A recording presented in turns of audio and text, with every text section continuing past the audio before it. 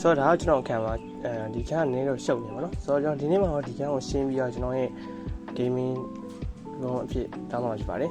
ဆိုတော့စလိုက်အောင်ဆိုတော့ပထမအနေနဲ့ကျွန်တော်ဒီအခန်းကိုပေါ့နော်ကျွန်တော်ရဲ့ဒီအိတ်တဲ့မှုရာတွေကိုထောင်းနေပြီးတော့ကျွန်တော်အောက်မှာနည်းနည်းတက်ရှိလေးပဲပတ်လုပ်လိုက်ပါတယ်နောက်ပြီးတော့ကျွန်တော်ဒီ swimming လုပ်တဲ့ခါကျလို့ရှိရင်အခန်းကိုပိုလှစေအောင်ဆိုပြီးကျွန်တော် lighting လေးကိုအထားရှိပါတယ်ဆိုတော့အဲ့ဒါကိုကျွန်တော် swim နေရာကြည့်နေပါတယ်ဆိုရတာကျွန်တော်အခန်း lighting အတွက်ကျွန်တော်သုံးမဲ့ပစ္စည်းပါဆိုတော့ဒီရလည်းအတော်အသင့်ပါနော်ဆိုတော့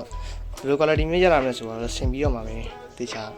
ကြည့်ရမှာနော်ဆိုတော့ yeah ဆိုတော့ဒီတက်တာကိုကျွန်တော်ရှိုင်းမပြရဘူးလို့ဆိုတော့ရတာနဲ့ခက်လိုက် yeah finally ကျွန်တော်ပြီးတော့ရပြီ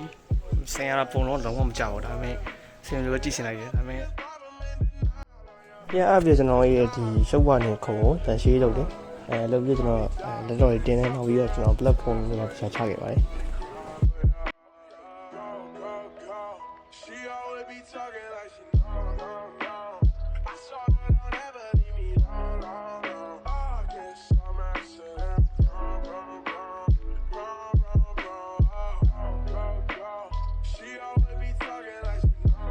Yeah finally ကျွန်တော်အကုန်လုံး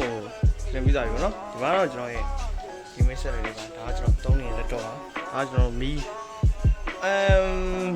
yeah maybe မစိုးတော့ပါဒါပေမဲ့ကျွန်တော်ညဘက်မှာပေါ့နော်ဘယ်လိုဖြစ်မလဲဆိုတော့ကျွန်တော်ဒီလေးကိုဒါပေမဲ့နေကင်းဘက်ကတော့နေကင်းအတင်းအောင်လည်းပါတော့အဆူနေပါတော့ဆိုတော့ yep ဆိုတော့ကျွန်တော်လုံးနေပြင်နေတာကျွန်တော်ကကိုဖြစ်နေတာကိုလို့ချင်တာတွေထဲကိုဖြစ်တဲ့နောက်ပဲဦးစားပေးရပါမယ်ဒီလိုကိုလို့ချင်တာကိုဖြစ်နေတာရှိခဲ့တယ်ဆိုလို့ရှိရင်လည်းအဲ့ဒါတွေကိုကောင်းတဲ့ဖုန်းနဲ့ကိုကူတာပဲစူးစမ်းဖြစ်ပါတယ်ဆိုတော့ yeah တော့ပြီးစား